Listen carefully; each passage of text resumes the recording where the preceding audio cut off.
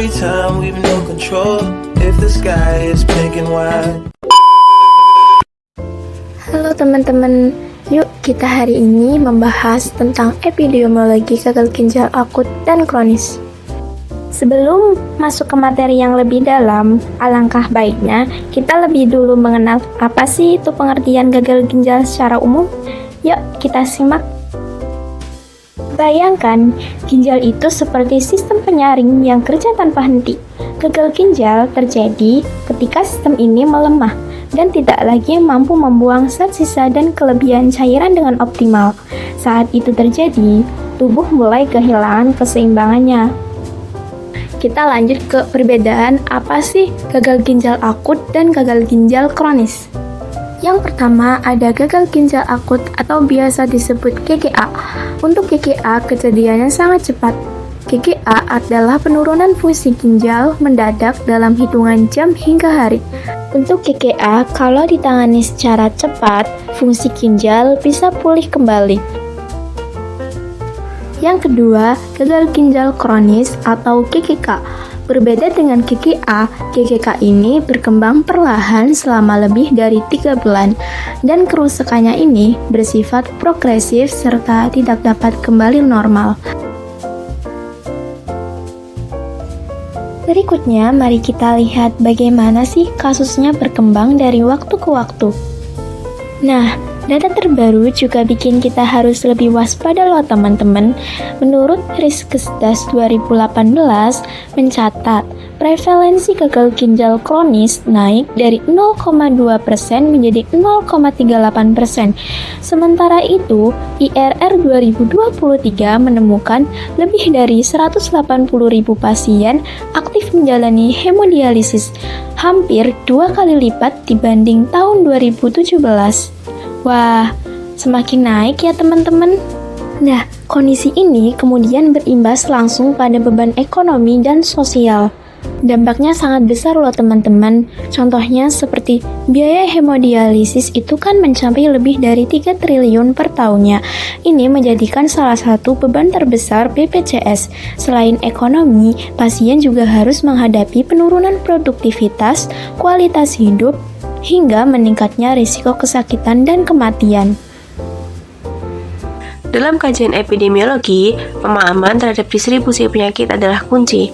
Pada kesempatan ini, kita akan menganalisis secara detail mengenai gagal ginjal akut dan gagal ginjal kronis dari sisi waktu, tempat, orang, serta faktor penentu atau determinannya. Yuk kita bahas. Kali ini kita akan membahas yang pertama yaitu gagal ginjal akut. Yang pertama ada distribusi waktu. Peningkatan kasus sering terjadi pada musim kemarau atau panas karena dehidrasi, serta saat ada wabah infeksi berat seperti sepsis. Yang kedua, ada distribusi orang. Paling rentan adalah lansia, pasien ICU, penderita sepsis, atau pasien trauma berat yang terpapar obat perusak ginjal. Yang ketiga, ada determinan. Determinannya dibagi menjadi 3, yakni yang pertama prerenal, yakni penurunan aliran darah seperti shock. Yang kedua ada renal, yakni kerusakan jaringan langsung, contohnya seperti obat nefrotoxin. Dan yang ketiga ada postrenal, contohnya adalah hambatan urin seperti batu ginjal atau prostat. Lalu yang keempat ada frekuensi. Kondisi ini sangat akut, sekitar 20% pasien rawat inap mengalaminya dengan angka kematian yang tinggi mencapai 40 hingga 50%. Selanjutnya, kita akan membahas gagal ginjal kronis. Gagal ginjal kronis ini adalah beban penyakit jangka panjang. Yang pertama yaitu distribusi waktu. Sejak tahun 1990, prevalensi global terus meningkat, menjadikannya salah satu dari 10 penyebab kematian terbanyak. Yang kedua, ada distribusi orang. Kondisi ini terkait erat dengan penyakit kronis. Diabetes menjadi penyebab dialisis terbesar dengan 52%. Diikuti oleh hipertensi dengan 30%. Lalu yang ketiga ada determinan. Determinannya bersifat jangka panjang. Diabetes dan hipertensi merusak ginjal secara perlahan, dipercepat oleh faktor perilaku seperti obesitas, diet tinggi garam, dan merokok. Yang keempat ada frekuensi. Beban penyakit gagal ginjal kronis ini besar. lebih dari 180.000 pasien menjalani hemodialisis aktif di Indonesia, dengan lebih dari 50.000 pasien baru memulai dialisisnya setiap tahun. Dengan memahami distribusi dan determinan ini, upaya pencegahan dapat difokuskan pada pengontrolan penyakit kronis dan penanganan cepat pada kondisi yang akut. Selanjutnya, kita masuk pada bab 4, yaitu klasifikasi epidemiologi gagal ginjal. Dalam epidemiologi penyakit ginjal, klasifikasi gagal ginjal akut dan gagal ginjal kronis sangat penting. Setiap kategori memiliki karakteristik dan determinan yang berbeda, yang berpengaruh pada upaya pencegahan dan penanganannya. Mari kita mulai dari gagal ginjal akut. Gagal ginjal akut diklasifikasikan menjadi 3 kelompok besar berdasarkan lokasi gangguan, yaitu prerenal, renal, dan postrenal. Pertama, prerenal. Prerenal ini terjadi ketika aliran darah ke ginjal menurun drastis, misalnya karena dehidrasi, perdarahan, atau shock. Kondisi ini seringkali dapat dipulihkan jika aliran darah diperbaiki dengan cepat. Kedua, renal, atau yang sering disebut dengan kerusakan intrinsik. Ini adalah kerusakan langsung pada jaringan ginjal, sering disebabkan oleh nefrotoksisitas obat-obatan tertentu, infeksi berat, atau sepsis. Kerusakan pada nefron ini membuat pemulihannya lebih lambat. Ketiga, postrenal. Penyebabnya adalah hambatan aliran urin di saluran kemih seperti oleh batu ginjal atau pembesar prostat. Jika sumbatan diatasi, fungsi ginjal bisa kembali membaik. Sekarang, mari kita beralih ke gagal ginjal kronis, kondisi yang berkembang perlahan selama lebih dari 3 bulan. Penyebab utama gagal ginjal kronis adalah 1. Diabetes mellitus. Diabetes mellitus adalah kadar gula darah tinggi yang merusak pembuluh darah kecil di ginjal. Di Indonesia, lebih dari 50% pasien dialisis disebabkan oleh diabetes. Kedua adalah hipertensi. Tekanan darah tinggi menyebabkan pergeseran arteri ginjal. Ini adalah penyebab terbesar kedua, mencakup sekitar 30% kasus dialisis. 3 yakni glomerulonefritis kronik, yaitu peradangan jangka panjang pada unit penyaringan ginjal akibat infeksi atau penyakit autoimun. Yang keempat, ada penyakit ginjal polikistik, yakni kelainan genetik yang ditandai dengan terbentuknya kista-kista yang menekan jaringan normal ginjal. Dan yang kelima adalah obstruksi kronik, yaitu hambatan aliran kemih jangka panjang seperti akibat pembesaran prostat yang tidak ditangani yang menyebabkan kerusakan ginjal secara permanen. Dengan memahami klasifikasi ini, kita tahu bahwa setiap kategori membutuhkan upaya pencegahan dan penanganan yang berbeda dan lebih terarah. Dalam video ini, kita akan memahami bagaimana gagal ginjal akut dan gagal ginjal kronik terjadi. Gagal ginjal akut biasanya dimulai dari menurunnya perfusi ginjal, yaitu berkurangnya aliran darah dari jantung menuju ginjal. Ketika aliran darah tidak cukup, sel-sel tubulus mengalami cedera, sehingga struktur penyaringan ginjal mulai terganggu. Akibat cedera tersebut, kemampuan ginjal menyaring darah menurun secara tiba-tiba.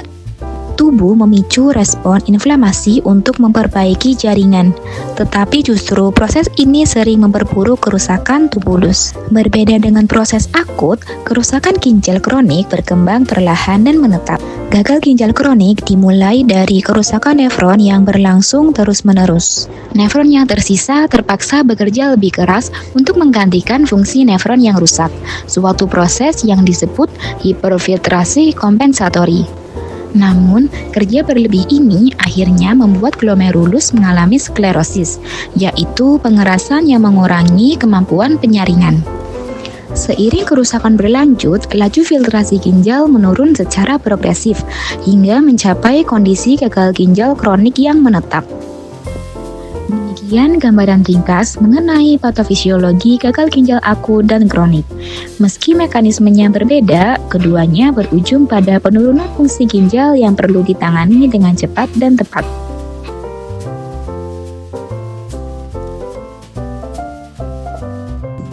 Yang pertama, kita akan bahas manifestasi klinis gagal ginjal akut.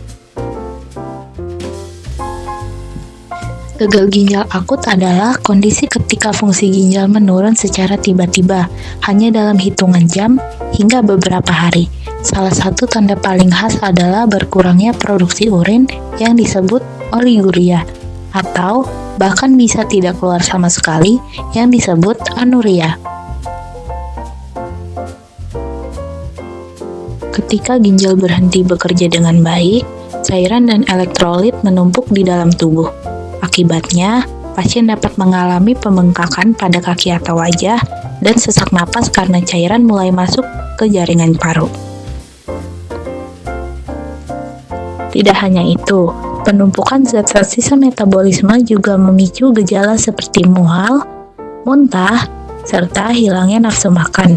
Gangguan elektrolit, terutama kadar kalium yang tinggi dan asidosis metabolik, dapat mengganggu fungsi otak. Hal ini membuat pasien tampak kebingungan, sulit berkonsentrasi, hingga mengalami penurunan kesadaran. Gagal ginjal akut merupakan kondisi serius yang dapat memperburuk dengan cepat. Oleh karena itu, pengenalan gejala sejak dini dan penanganan segera sangat penting untuk mencegah komplikasi yang lebih berat. Selanjutnya, bagaimana sih manifestasi klinis gagal ginjal kronis? Gagal ginjal kronis adalah kondisi ketika fungsi ginjal menurun secara perlahan dan berlangsung selama bertahun-tahun. Pada tahap awal, kebanyakan pasien tidak merasakan gejala apapun. Hal ini terjadi karena ginjal masih mampu beradaptasi dan bekerja lebih keras untuk menggantikan fungsi yang hilang. Namun, ketika kerusakan ginjal semakin berat, barulah gejala mulai muncul.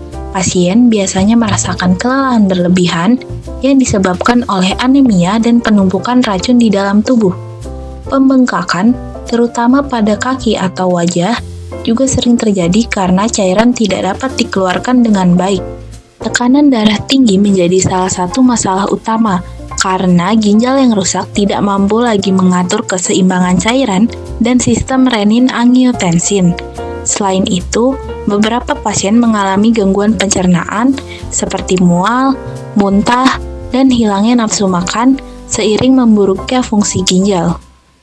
Penumpukan zat sisa metabolisme pada tahap lanjut dapat menyebabkan kulit kering dan gatal, serta neuropatik uremik, yaitu gangguan saraf yang ditandai dengan kesemutan, rasa nyeri, atau kelemahan pada tangan dan kaki. Semua keluhan ini akan semakin berat sejalan dengan turunnya laju filtrasi glomerulus. Gagal ginjal kronis adalah penyakit progresif sehingga deteksi dini dan pemantauan rutin sangat penting untuk memperlambat perburukan dan menjaga kualitas hidup pasien. Selanjutnya kita akan membahas diagnosis gagal ginjal akut. Diagnosis gagal ginjal akut atau acute kidney injury mengacu pada pedoman KDIGO yang menilai perubahan fungsi ginjal secara tiba-tiba melalui dua indikator utama, yaitu kadar kreatinin serum dan jumlah produksi urin. Urinalisis juga memegang peran penting. Dari pemeriksaan ini, dapat terlihat petunjuk apakah penyebab acute kidney injury bersifat prerenal, renal, atau postrenal, misalnya melalui adanya protein darah atau sedimen abnormal dalam urin. Selain itu, USG ginjal digunakan untuk mengevaluasi bentuk dan ukuran ginjal serta memastikan ada atau tidaknya batu, obstruksi, atau kelainan struktural lainnya. Dengan menggabungkan kriteria KDIGO dan pemeriksaan laboratorium, dokter dapat menegakkan diagnosis acute kidney injury secara lebih akurat dan menentukan langkah penanganan terbaik. Selanjutnya, kita akan membahas diagnosis gagal ginjal kronis. Diagnosis gagal ginjal kronis atau chronic kidney disease berfokus pada penurunan fungsi ginjal yang berlangsung lama, yaitu selama 3 bulan atau lebih. Proses penegakan diagnosis dimulai dari anamnesis dengan menelusuri berbagai faktor risiko jangka panjang seperti hipertensi, diabetes, riwayat penyakit ginjal, penggunaan obat-obatan yang bersifat nefrotoksik, hingga penyakit autoimun. Dengan menggabungkan informasi dari anamnesis dan pemeriksaan laboratorium, dokter dapat menegakkan diagnosis chronic kidney disease secara lebih tepat, sekaligus menentukan stadium dan rencana penanganan yang sesuai. Gagal ginjal akut dan kronis bukan hanya soal fungsi ginjal yang menurun, tetapi serangkaian komplikasi berbahaya yang dapat mempengaruhi hampir seluruh organ tubuh. Pada gagal ginjal akut, komplikasi dapat muncul secara tiba-tiba. Salah satu komplikasi paling berbahaya dari gagal ginjal akut adalah hiperkalemia. Kadar kalium yang naik cepat karena ginjal tidak bisa membuangnya, sehingga hal ini dapat memicu gangguan irama jantung hingga henti jantung. Komplikasi gagal ginjal akut yang kedua adalah asidosis metabolik. Asidosis metabolik muncul ketika tubuh menumpuk terlalu banyak asam, sehingga pasien menjadi lemas dan juga sesak, serta kondisi ini juga memperburuk gangguan listrik jantung. Komplikasi gagal ginjal akut yang terakhir adalah kelebihan cairan. Tanpa kemampuan membuang cairan, tubuh mengalami penumpukan cairan yang tidak terkendali, sehingga hal ini dapat memicu terjadinya edema paru, menyebabkan sesak dan bahkan kegagalan nafas.